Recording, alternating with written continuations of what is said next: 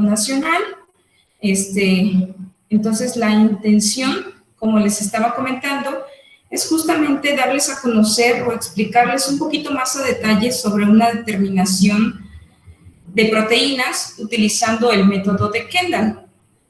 Entonces, tal vez en algún otro momento hemos nosotros visto o hablado sobre la determinación de nitrógeno, la determinación de proteínas en general, pero pues tal vez tengamos algunas dudas con respecto a cómo se realiza, cuáles son las condiciones que debe tener la muestra, por qué utilizar el método de Kendall y no utilizar otro método, y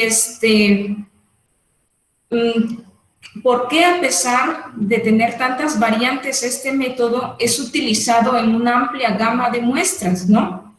Entonces, más que nada esa es la intención de esta interacción que vamos a tener el día de hoy, y pues a manera general, al final, aclarar la mayor parte de las dudas que ustedes tengan.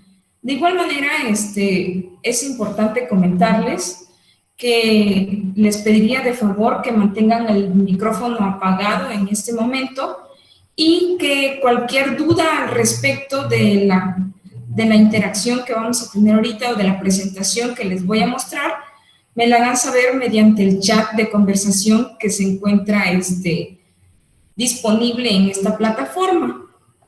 De igual manera, al finalizar la presentación, voy a tratar de contestar la mayor parte de las dudas o de los comentarios que hagan con respecto al chat, con respecto a la presentación, vaya, y hasta donde el tiempo nos permita llegar con esta interacción, ¿no? Si tenemos algún problema de conexión, al menos de mi parte, por favor, ahí sí les pediría de favor que me apoyaran y me lo hicieran saber, para igual en ese momento cortar y ver qué solución darle y tener una buena presentación, y eso no sea impedimento para explicar el tema que les voy a presentar, ¿no? Entonces, sin otro inconveniente, voy a mostrarles justamente la presentación. Igual, si hay alguna otra persona que se vaya agregando, espero poder aceptarla en el transcurso de esta interacción. Por mi parte, hasta ahorita no hay ningún problema. O sea, tenemos pocas personas con las cuales trabajar. Y pues, de igual manera, si tienen algún amigo o alguien más que desea unirse, pues adelante, ¿no? ¿Sí se escucha bien?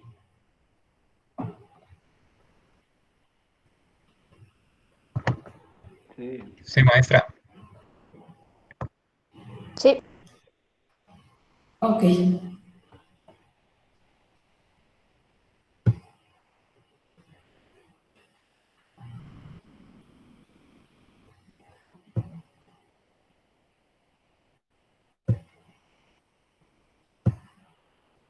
Ok. Entonces, básicamente esto es de lo que vamos a hablar. Como les decía, vamos a hablar sobre determinación de proteínas mediante el método de Kendall. Y para empezar, igual está basado precisamente en más que determinar proteínas, sino en determinar el contenido de nitrógeno de una muestra. Entonces vamos a comenzar. ¿Sí se ve claramente la presentación?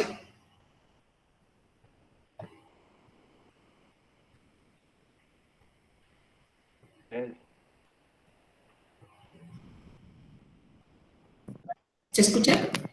Sí, se ve. Sí se puede escuchar muy bien, maestra. Ok.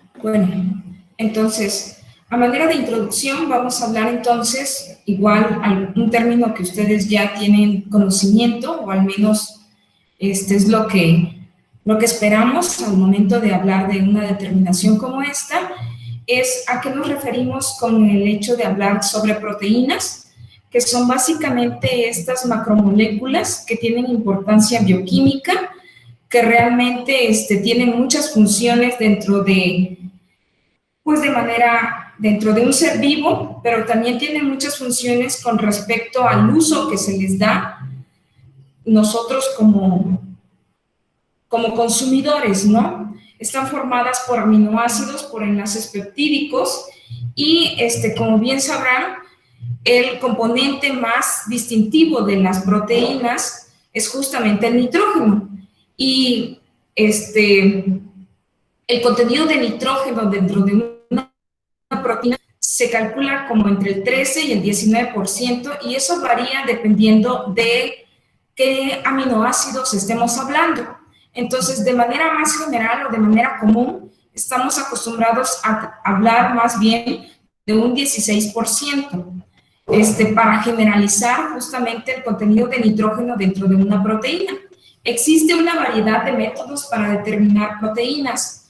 Algunos cuantifican justamente nitrógeno y otros cuantifican el contenido de proteínas como tal, ¿no? Entonces, de acuerdo al uso, existe el método de Kendall, existen otros métodos, como bien lo vamos a comentar nada más en este aspecto. Existen métodos espectrofotométricos que también hacen referencia justamente para determinar proteínas, y existe el método de Dumas, que también es un método que, si bien no está de manera en las normas oficiales mexicanas, pero sí está bastante popularizado más bien y está reglamentado en algunas normas internacionales. Cabe mencionar que la importancia del método de Kendall es que es un método oficial y por consiguiente no nada más en cuestión de las normas estipuladas nacionales, sino en diferentes normas internacionales. Entonces, hablando justamente sobre los métodos que existen, podemos mencionar que para el análisis de proteínas aprovechan las propiedades de estas mismas, que se pueden clasificar de la siguiente manera. Como nosotros sabemos, las proteínas tienen diferentes propiedades que incluso, por ejemplo, en este caso podemos hablar de los métodos extractivos, que es justamente esta acción de romper estas proteínas, y a partir del momento en que se rompen estos métodos no extractivos, determinamos proteínas. Existen los métodos extractivos que muy comúnmente se utilizan en laboratorio.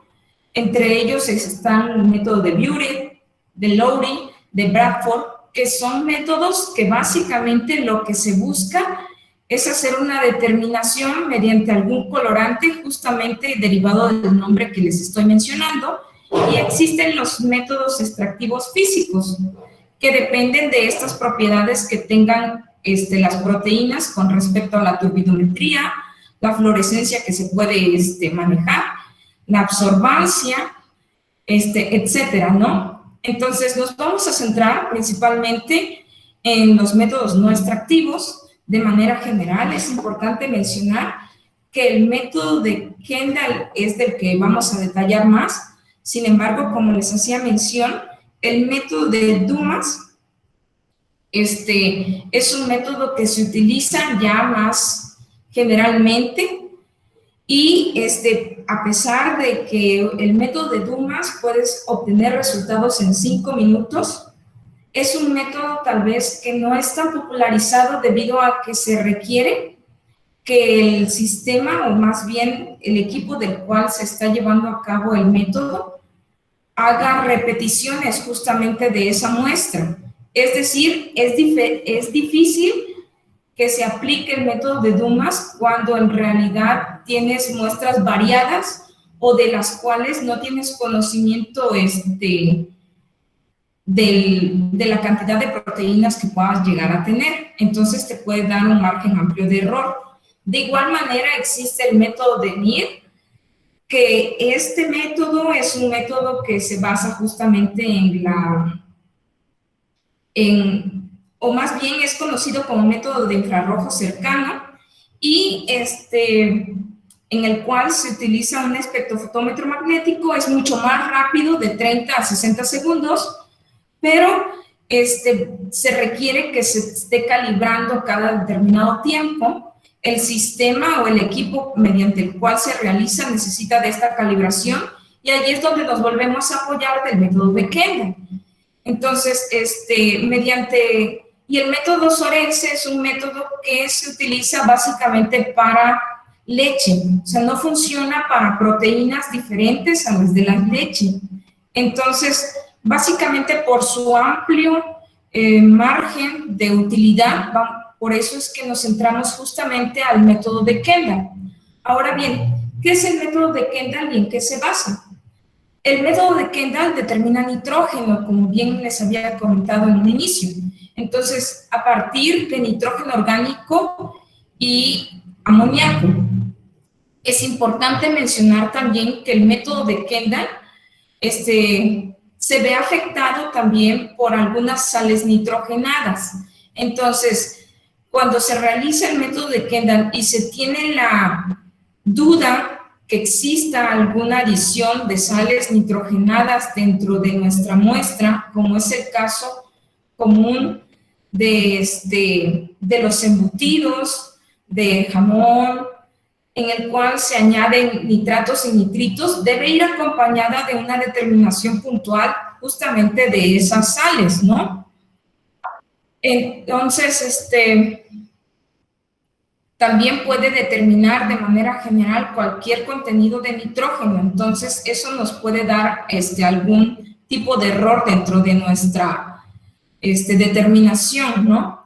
Sin embargo, es una técnica química húmeda invertida por justamente John Kendall en 1883, y aunque las soluciones modernas de Kendall son altamente refinadas para el manejo de lotes, es bastante utilizada, ¿no? Entonces, hablamos de una técnica química húmeda porque se puede realizar tanto con una muestra húmeda, o sea, totalmente líquida como es la leche, tanto con una muestra totalmente seca, ¿no? O que realmente pasó por una determinación de humedad. El tamaño de la muestra no está limitado, por lo que es un método ampliamente valioso por toda la muestra, todos los tipos de muestra no homogéneas, ¿no? Es decir, que puedes utilizar el método de Kendall tanto en muestras homogéneas, como es el caso justamente de la leche, o de muestras que realmente tengamos la certeza que es homogénea, o como muestras bastante heterogéneas, como es una muestra de suelo incluso, ¿no? Entonces, mencionaba que el tamaño de la muestra no está limitado, aunque dependiendo de lo que se esté analizando, la cantidad de muestra puede variar desde 0.05 hasta 14 gramos de muestra, ¿no? Entonces, podemos considerar como micro Kendall desde esa cantidad mínima que les acabo de decir hasta el gramo, y posteriormente, cuando pasa de esta cantidad, hablaríamos entonces de un método macro Kendall, que esto depende de qué tan heterogénea esté la muestra, ¿no? Si es una muestra heterogénea, entonces la cantidad de muestra debe ser mayor. No es posible analizarlo con únicamente 0.05, por decirlo así, ¿no? Entonces, ahora bien, vamos a hablar, como les comentaba, es un método oficial, pero lo que nos interesa ahora bien es cuáles son las etapas de este método y cómo las vamos a realizar en el laboratorio para ahora sí llevar a cabo esta determinación. Existen 3 etapas fundamentales dentro del método de Kendall, que está la digestión, la destilación y la titulación. Es bastante variado este método, por consiguiente, puedes utilizar un equipo como se muestra en esta diapositiva, un equipo bastante convencional, ¿no? Que va desde únicamente el mechero, matraces, soportes universales, el equipo Corning en general, la bureta de titulación, matraz para matraz Erlenmeyer y así, ¿no? Pero también es importante mencionar que es un método que, debido a su gran uso, existen equipos ya automatizados que engloban a las 3 etapas. Podemos utilizar equipos definidos para la digestión, equipos definidos para la destilación y automatizar, por ejemplo, la valoración o la titulación, ¿no? Entonces, desde un laboratorio muy sofisticado hasta un laboratorio bastante austero se puede realizar este método, ¿no? Entonces, la digestión se basa principalmente en que el nitrógeno orgánico se convierta en amonio en este caso. Este amonio pasará ahora a la etapa de destilación y lo que se pretende es que el amonio se convierta a amoníaco, que al final de cuentas el amoníaco es un gas y se tendría que destilar y recoger de manera hermética hacia un matraz que nos permita atrapar, o sea, entre comillas, ¿no? Este amonio. Posteriormente, este amonio que fue atrapado en el matraz Erlenmeyer se pasa a una titulación para que mediante una valoración ácido-base podamos determinar el contenido de nitrógeno. Realmente es un proceso en general simple, pero que tiene algunos detalles de cuidado. Ahora bien, vamos a hablar de cada una de las etapas de manera puntual. Comenzamos con la etapa de digestión. La etapa de digestión requiere de los siguientes reactivos, como bien se los muestro en esta diapositiva. De la muestra. Y yo les decía en un inicio que podemos variar la cantidad de muestra desde 0.05 hasta 14 gramos, ¿no? Ahora bien, si estoy variando la cantidad de muestra, ¿cuánto es lo que voy a colocar con respecto a los siguientes reactivos? Que sería el ácido sulfúrico concentrado, el sulfato de cobre, de mercurio, sales de mercurio, de selenio o sales de selenio, sulfato de potasio, de sodio, en este caso, ¿no? Y vamos a ir viendo entonces qué es lo que ocurre y qué es lo que hacemos, por lo cual la digestión puede ser bastante rápida. Por decir rápida, estamos hablando de, si es un sistema automatizado, tal vez estemos tratando de unos 15-20 minutos.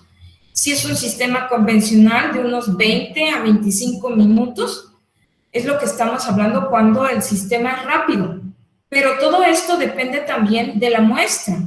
Entonces, una muestra líquida o con una cantidad de humedad alta, nos va a costar más la digestión debido a que el impacto con respecto al ácido sulfúrico que se está agregando, va a ser más tardado.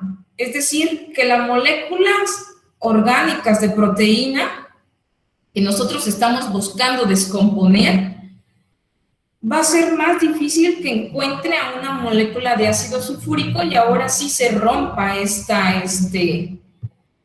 proteína de la cual estamos tratando, ¿no?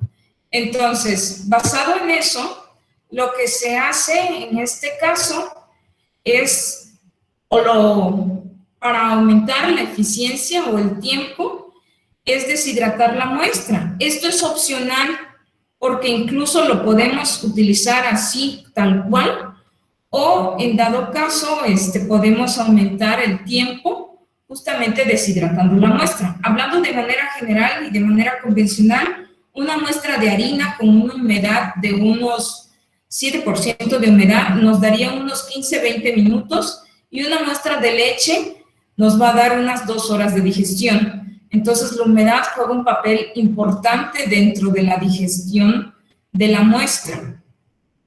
Otra cuestión aquí es que qué cantidad de ácido sulfúrico colocar. Eso va en función de la cantidad de materia orgánica que estamos hablando y se calcula dependiendo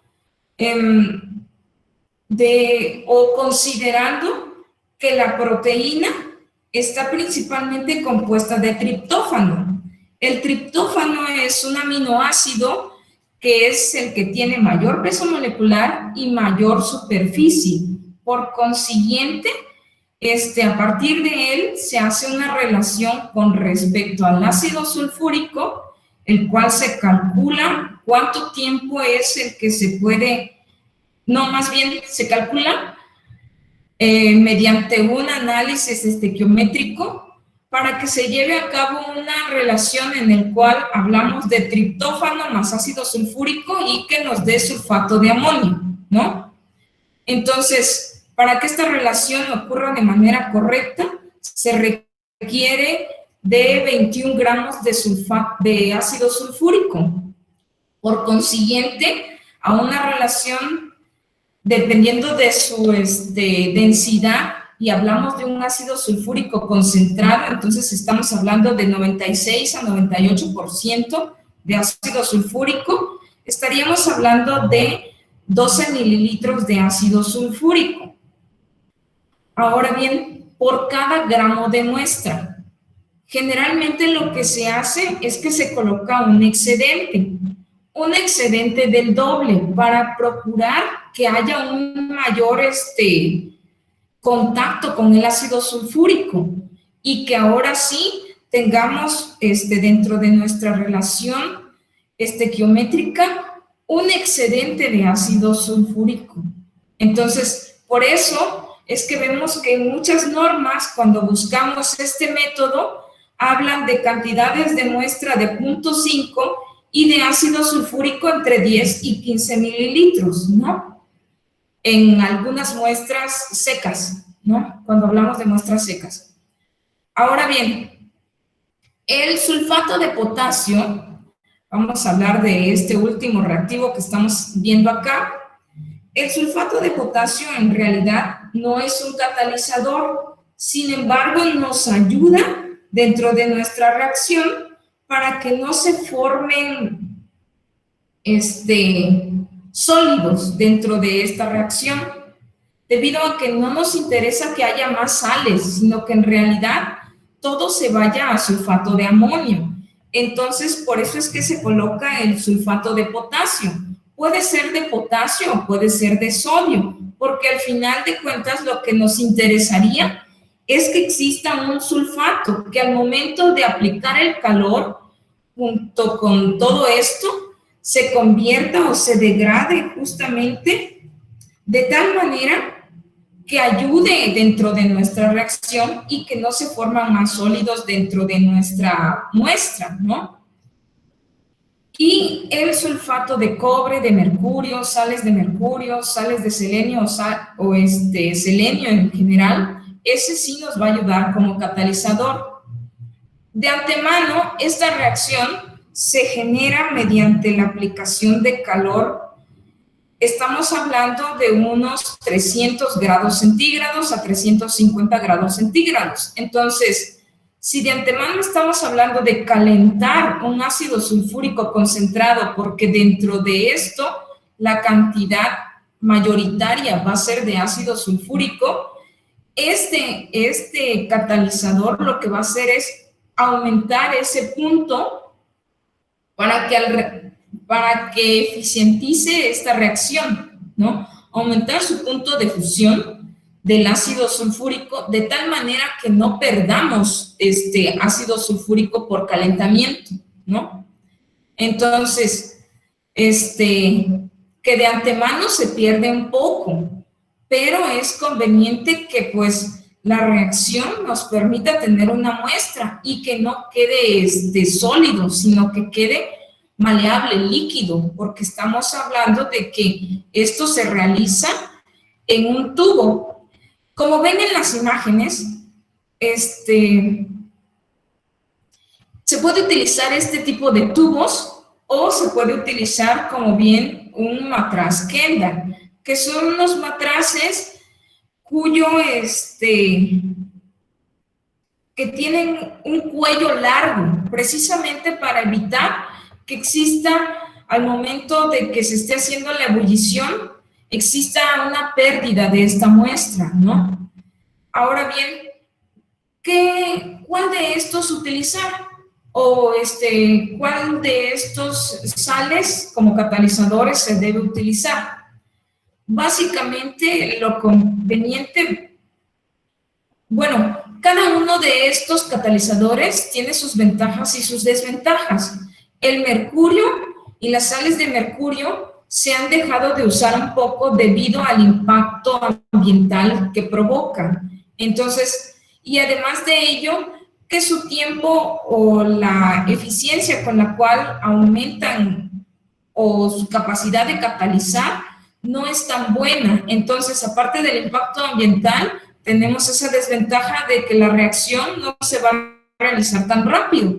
Los que son verdaderamente rápidos es el selenio y las sales de selenio. Sin embargo, aquí la desventaja es que estas sales son bastante caras. El selenio en general es caro. Por consiguiente, muchas veces lo que se utiliza es el sulfato de cobre. Ahora bien, la cantidad que se utiliza depende de tu muestra, ¿no? Hay algunos proveedores que ya te dan las pastillas o las cápsulas de catalizador y eso depende de cada uno de ellos. Esta es una cantidad mínima, realmente no se requiere mucho y depende mucho de qué es lo que estés realizando. La cantidad de sulfato de potasio va en función justamente de la muestra. Entonces, les decía, lo que se requiere es que no se pierda tanto ácido sulfúrico por lo cual utilizamos el sulfato de potasio. Entonces, por consiguiente, debido a diversos experimentos que se han hecho con anterioridad, se sabe que por cada 10 mililitros de sulfato de ácido sulfúrico se debe utilizar por cada 10 mililitros de ácido sulfúrico se debe utilizar 3.3 gramos de,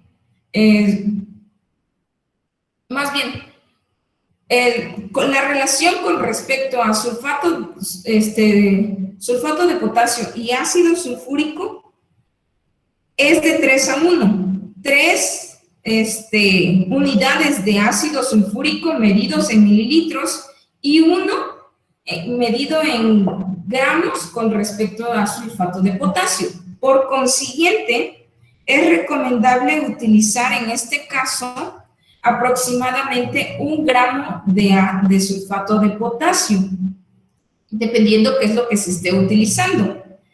Entonces, si nosotros estábamos hablando que la conveniencia del ácido sulfúrico era de 12 mililitros, tendríamos que utilizar 4 gramos de sulfato de potasio, lo cual en muchos casos es que se agrega sulfato de potasio y a la muestra catalizadora es una mezcla entre alguna de estas sales o de alguno de estos compuestos, más bien, o sustancias, con sulfato de potasio. Con respecto a la muestra, lo que se procura es que no se pierda nada con respecto a ella y se debe medir de manera exacta, ya que es una medida de cálculo. Esta es la que nos va a dar la relación con respecto a nuestra muestra y al contenido de proteína que tiene justamente esa muestra. Entonces, la muestra se debe medir en una balanza analítica sin tener contacto con nada que provoque la pérdida de la muestra ni que altere la muestra de manera proteica, ¿no? O que altere la muestra hablando sobre nitrógeno. Por consiguiente, en muchas ocasiones lo que se hace es que para muestras sólidas se utiliza el papel arroz libre de nitrógeno o papel libre de nitrógeno. Entonces, eso es lo que se utiliza. Posteriormente se debe agregar estas sales y por último el ácido sulfúrico. Y ahora sí, colocar a calentamiento con mucho cuidado dependiendo qué equipo estemos utilizando, si estamos hablando de un digestor o si estamos hablando de un calentamiento convencional en alguna parrilla o algo semejante. Entonces, considerar estas variables. Y justamente lo que les decía, ¿qué es lo que va a ocurrir acá? Se recomienda también tener una campana de extracción de gases debido a que se liberan gases de CO2 de manera brusca, digamos de algún modo, debido a que la reacción que estamos provocando es bastante violenta. Llegará un punto en donde nuestra muestra se habrá incorporado completamente al ácido sulfúrico y se verá de este modo, de color negro.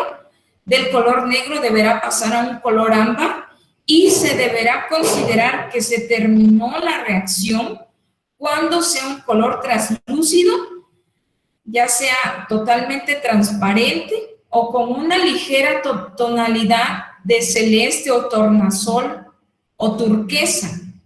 ¿De qué depende que sea uno u otro color? Depende de la proteína y depende de qué catalizadores estamos usando. Si en este caso usamos sulfato de cobre, el sulfato de cobre por naturaleza es de un color celestito. Entonces, por consiguiente, veríamos acá un líquido transparente de color celestito. Si tiene alguna turbidez, eso significa que la digestión no ha terminado y deberá seguir justamente en calentamiento hasta concluir la reacción. Esta es la reacción de la cual estamos hablando, que sería la muestra con proteína más el ácido sulfúrico, que es realmente lo que va a reaccionar y va a dar como resultado sulfato de amonio. Entonces, debido a ello es que vemos que en varias normas nos hablan de cantidades diferentes de muestra, cantidades diferentes de ácido sulfúrico, hablan de variables con respecto al catalizador, que son justamente estos, y estos son justamente para que no se formen sales que se precipiten dentro de nuestra muestra, ¿no? Incluso en algunos casos hay algunas muestras que no se utiliza el sulfato de potasio de sodio. Sin embargo, ante el desconocimiento de la muestra y que haya alguna adición de alguna sal nitrogenada, es recomendable que se utilice. Ahora bien, vamos a pasar a la segunda etapa, que es la etapa de destilación. Ya tenemos nuestra muestra digerida de color transparente, supongamos que es una muestra de color turquesa translúcida. Lo que se hace es pasarlo a una destilación, que podemos utilizar un equipo como o podemos utilizar un equipo Corning, como les acababa de decir. Hay equipos que asocian tanto la digestión como la destilación. También existe este tipo de casos, ¿no? Entonces, como siguiente paso es preparar, o sea, lo primero que se tiene que hacer es preparar el Matracer-Lemaier con ácido bórico al 4% y el indicador de Weslow o Shiro-Tishiro. Este indicador es una mezcla entre azul de metileno y rojo de metilo, que realmente nos va a ayudar a visualizar que existe un vire con respecto al pH de manera más clara, y su rango es muy diferente al que nosotros estamos acostumbrados con el de si es que utilizamos la algún otro indicador. Entonces, este indicador vira de moradito, o sea, color morado y color verde. El ácido bórico se debe agregar, ahí sí, en relación a la cantidad de proteína de la muestra. Lo que se recomienda es que se maneje una cantidad de ácido bórico en exceso. Entonces va de 10 mililitros hasta 50 mililitros de ácido bórico al 4%, dependiendo de la cantidad de la muestra que estamos utilizando. Entonces, ¿qué es lo que va a hacer este ácido bórico? Va a formar, como les decía, un compuesto que al momento de que se libere el amoníaco va a reaccionar con el amoníaco y va a dar como resultado, o sea, el amonio con el ácido bórico, este compuesto que se llama borato de amonio, que realmente lo que va a hacer, como les decía con anterioridad, es atrapar el amonio, ¿no? Yo recomiendo hacer esto primero porque cuando nosotros metemos la muestra, existen incluso algunos compuestos o cuando hacemos la digestión que de manera instantánea, antes de meterle la destilación, pueden reaccionar. Entonces, primero hay que preparar el matraz Erlenmeyer y posteriormente vamos a preparar la muestra.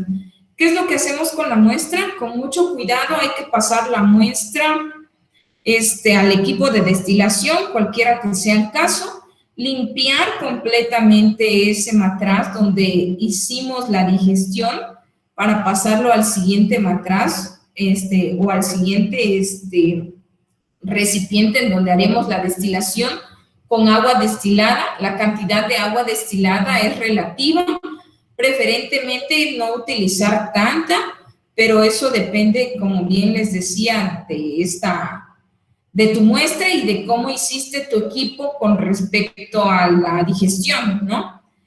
Y después de eso, utilizar sulfuro de sodio o tiosulfato al 10%.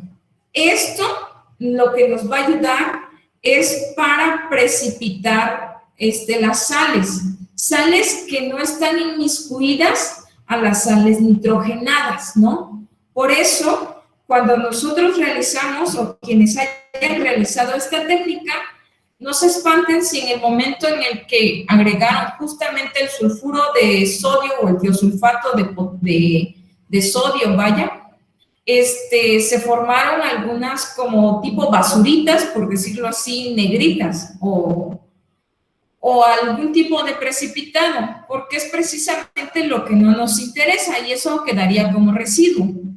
Con lo que sí va a reaccionar, justamente como lo menciona aquí esta reacción, es el hidróxido de sodio al 40% o al 10 normal. Esta cantidad alta es para que reaccione con nuestra muestra, que en este caso es sulfato de amonio, y con eso darnos como resultado justamente el amoníaco. Por consiguiente, este compuesto se debe agregar al final con mucho cuidado y en ese momento en el que se agrega, colocar el sistema. Si se hace en un sistema así, pues todo va sellado, ¿no? Entonces, lo último que se agrega es justamente el hidróxido de sodio para que al final de cuentas lo podamos destilar. Este tipo de destilación se terminará cuando existe un vire del cual va a pasar justamente de moradito a un color verde. En muchos casos lo que se hace es que, como estamos hablando de un gas, esperar a que se destile completamente o tomar una muestra de este destilado mediante un papel tornasol y verificar que realmente lo último que se está destilando ya podamos hablar que ya hay un vire justamente de este compuesto, independientemente del color que se está viendo en esta imagen, ¿no?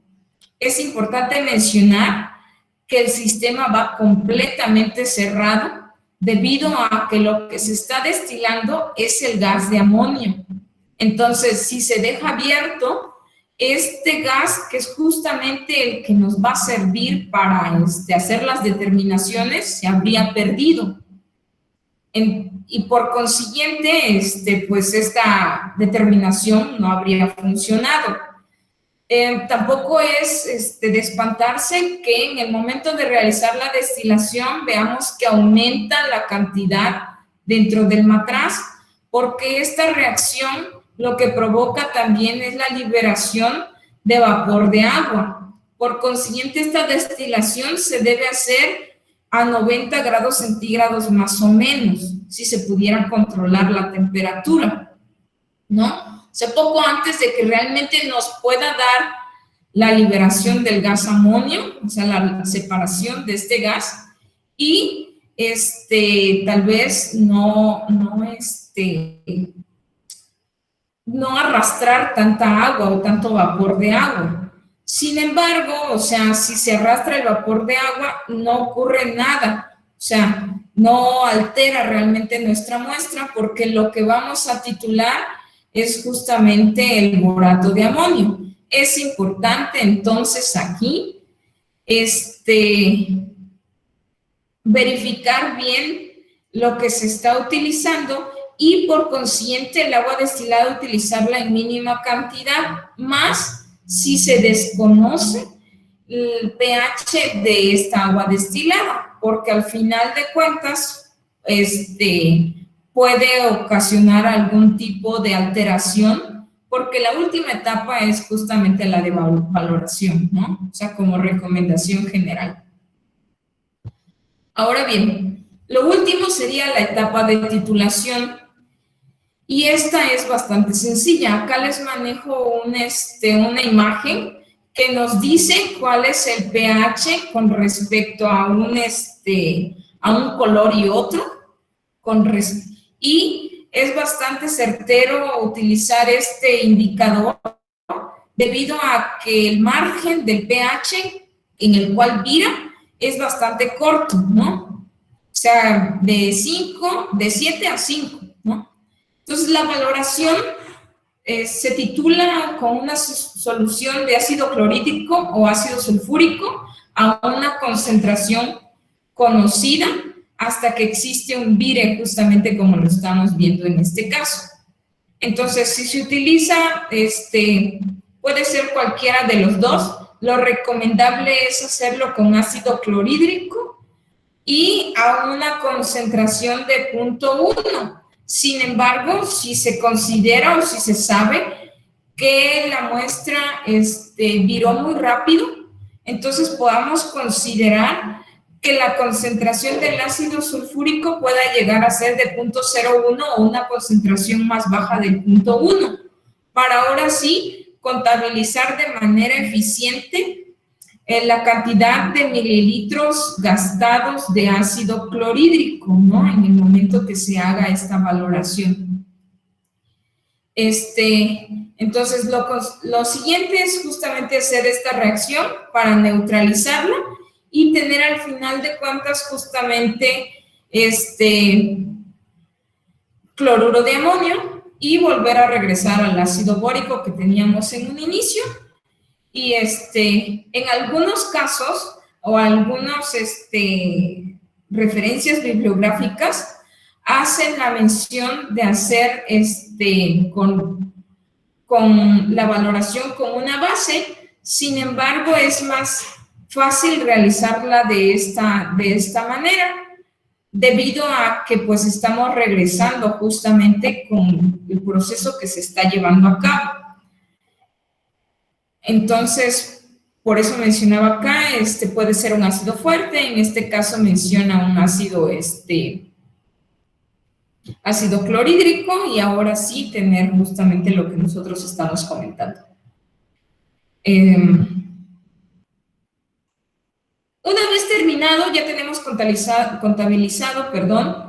los mililitros que se gastaron de ácido clorhídrico, en este caso, mediante la última etapa, que es la valoración o la titulación más bien. Entonces, primero tenemos que ver el porcentaje de nitrógeno, y ese porcentaje de nitrógeno está dado por esta fórmula, que al final de cuentas vamos a considerar el volumen gastado con respecto a la muestra.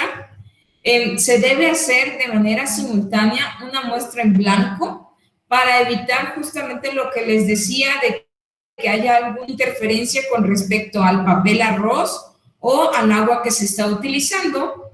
Entonces, se resta esta parte, se multiplica por la normalidad que se utilizó para titular, que en este caso hablábamos del ácido clorhídrico y de manera personal les recomendaba este 0.1 normal. Se multiplica también por el miliequivalente correspondiente al del nitrógeno, que en este caso estamos hablando de 0.014 gramos, multiplicado por 100, porque estamos hablando de un porcentaje entre la cantidad de muestra, y por eso les decía que es muy importante tener una balanza analítica que incluso nos dé mínimamente unos 4 cifras después del punto, para que ahora sí podamos realizar este cálculo. Una vez obtenido el porcentaje de nitrógeno, se multiplica por el factor proteico. ¿Y a qué nos referimos con el factor proteico? Es justamente eso de la cantidad de nitrógeno que tiene una proteína. Y decíamos que lo que íbamos a utilizar era 16, ¿no? Que de manera general existe 16. Y es 16 gramos de nitrógeno por cada 100 gramos de proteína, ¿no? Entonces es el 16%. Por consiguiente, al despejar esto, estaríamos hablando de un factor de 6.25 gramos de proteína, y este es el que vamos a meter acá. Si nosotros conocemos de qué proteínas estamos hablando, o existe más bien en las normas oficiales, tablas que nos pueden ayudar a definir el factor proteico, porque es muy probable que si estamos hablando de, no sé, harina de trigo, entonces ya conocemos qué proteínas están inmersas justamente en esa harina, y el factor proteico va a variar. De igual caso con la leche, con algunas muestras ya conocidas, este factor proteico ya se encuentra de manera normal, ¿no? O sea, ya es, si no lo tenemos o si no contamos con ese factor proteico, lo recomendable es entonces utilizar el 6.25 gramos de proteína y ahora sí obtener el porcentaje de proteínas. Ahora bien, todo eso corresponde a la técnica y al cálculo del método de Kendall. Vamos a hablar de manera general cuáles serían los pros y los contras de este método. Las limitaciones justamente es la interferencia de nitrógeno no proteico, como les decía, si hay alguna alteración de nitratos, de nitritos, o si estamos hablando de una muestra de suelo, si fue añadido alguna otra sal justamente nitrogenada, entonces no se sabría exactamente si está correspondiendo a proteínas, pero sí podríamos saber cuánto es la cantidad de nitrógeno, ¿no? Ahora bien, es un método más largo, como lo habíamos comentado, estábamos hablando de estos métodos que se están utilizando más recientemente, que estábamos diciendo que uno, el método de Dumas en 5 minutos lo hace, y el método de NIR, que lo hace entre 10 y 25 segundos, ¿no? Utiliza reactivos corrosivos, como vemos, de concentraciones altas, tanto de ácido como de hidróxido. Si existe alguna falta de estandarización del factor, como bien les mencionaba, entonces utilizaríamos el factor general, la pérdida de nitrógeno durante la digestión, y estas dos va más allá de la persona que lo está realizando. O sea, estos son errores de técnica. La pérdida de nitrógeno durante la digestión, porque la digestión no fue completa, porque quedaba turbio al final, y realmente no debe ser así, porque o porque estaba tardando mucho y paré la digestión. Eso también puede llegar a ocasionar un error. Lo demás, hablábamos también sobre una digestión incompleta o durante la destilación, ¿no? Y como consiguiente, en la destilación, la pérdida del amonio, como les decía, más bien del amoníaco en el momento que se destila, que eso puede ser uno de los errores muy comunes dentro de la digestión. Ahora bien, las ventajas es que se utiliza para todos los alimentos, Es ampliamente utilizado en alimentos, aguas residuales, suelos y la muestra que ustedes se imaginen que pueda llegar a, que quieran analizarle proteínas. Es un método bastante robusto, por consiguiente, es bastante reproducible, es de fácil aplicación porque les decía, pueden utilizar equipos muy austeros y llevar a cabo este método, la versatilidad en aparatos y equipos, y lo más importante que realmente hay que considerar, es un método oficial. Si ustedes buscan o tienen que diseñar alguna cuestión, existen normas mexicanas incluso para diferentes muestras, ¿no? Técnicas ya estandarizadas que les van a dar la cantidad exacta de muestra, de reactivos que se van a utilizar, etcétera, ¿no? Entonces, esa es de las ventajas. Yo, a consideración, el método de Kendall nunca va a dejar de existir. Es de los métodos que puedes utilizar en cualquier cuestión. Y aquí les muestro algunos de los equipos que se pueden utilizar para el método de Kendall. Los digestores, como bien habíamos hablado, que son de los más recientes. Las unidades de destilación, como bien hablábamos, que son las que se encuentran aquí abajo. Existen equipos ya completos que les da completamente, o sea, ya asociados tanto el digestor como la destilación o la unidad de destilación. Y el scrubber, que es, nos sirve para, que hace la función como una campana de extracción, ¿no? Simplemente que se adhiere justamente el equipo para que no eche a perder justamente el equipo de digestión y poder liberar los gases que se están, vaya, generando en cada una de las reacciones, ¿no? Para eso serviría el scrubber. Entonces, como conclusión, independientemente del equipo, el método se puede realizar de manera eficiente.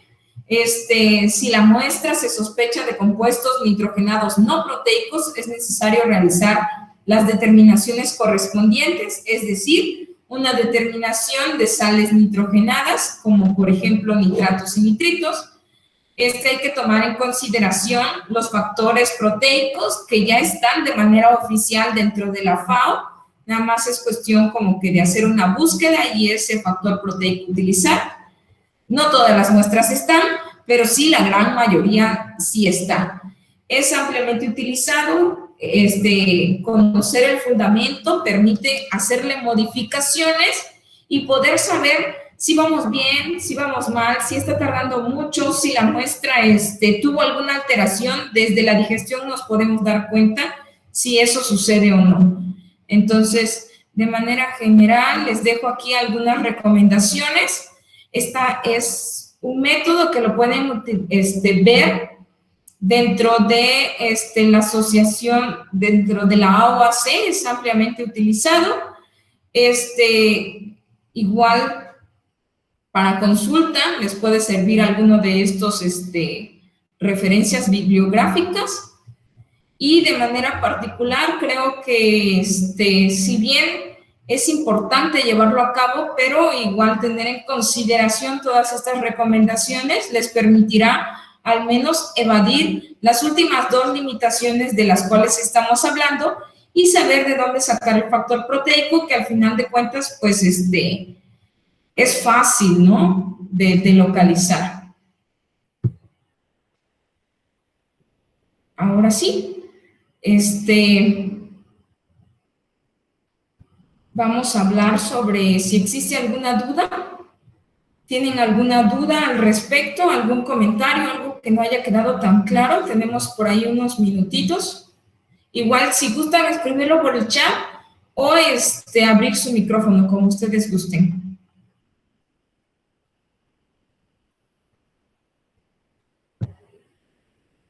¿Algún comentario igual por ahí por el chat?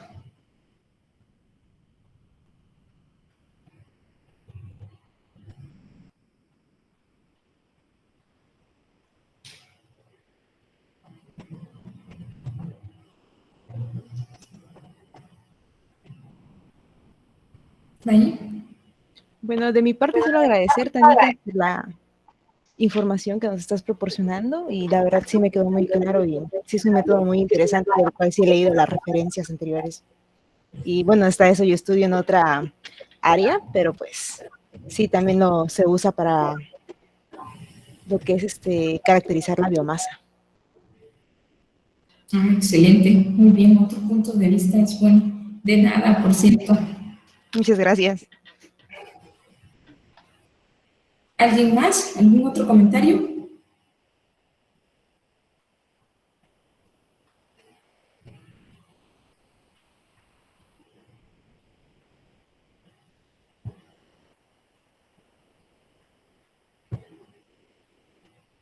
Bueno, por acá dice... Maestra, yo no escuché bien lo del principio, pero por ejemplo, si quiero contabilizar, ¿se puede para contabilizar, por ejemplo, proteína presente en la carne? ¿O puedo utilizar este método? ¿Tengo que darle algún tratamiento a la carne antes de aplicarlo o así directamente? Pues si quieres, si es carne cruda fresca,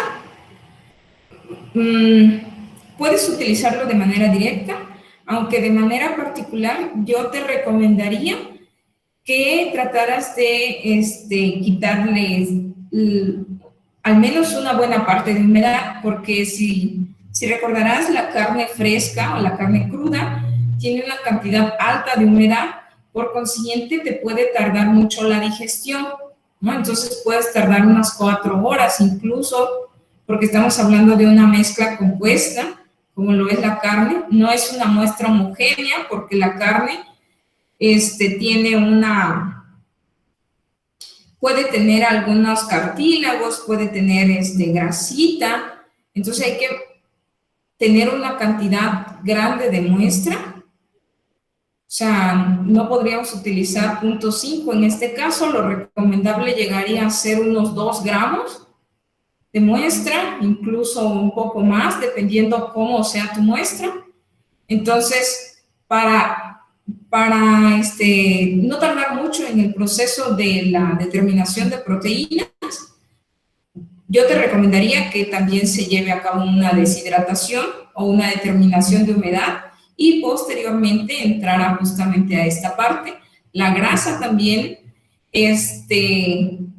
juega un papel importante. Entonces, con muestras con amplio contenido de grasa, también es más rápido si quitas primero la grasa. Entonces, y posteriormente entrar a la determinación de proteínas. Con eso te daría la determinación más rápido. O sea, esas serían mis recomendaciones. Hacer primero humedad, después hacer la determinación de grasa, y esa muestra libre de grasa y con humedad muy baja, aunque haya agarrado humedad del ambiente, pero ya con humedad bastante baja, ya entrar. Y dentro de tus cálculos, considerar que quitaste grasa y quitaste humedad, ¿no? Eso sí. Ok. Muchas gracias. De nada. ¿Alguien más?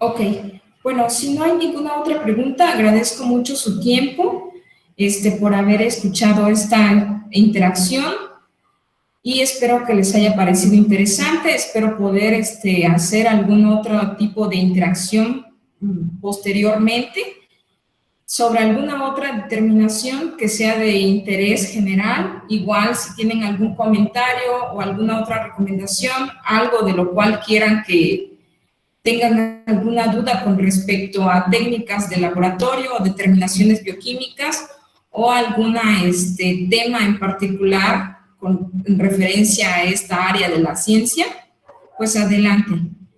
Igual por ahí en mis redes sociales o igual de manera personal, como ustedes gusten. Entonces, de mi parte sería todo y agradecer pues su tiempo. Muchas gracias, hija. Gracias.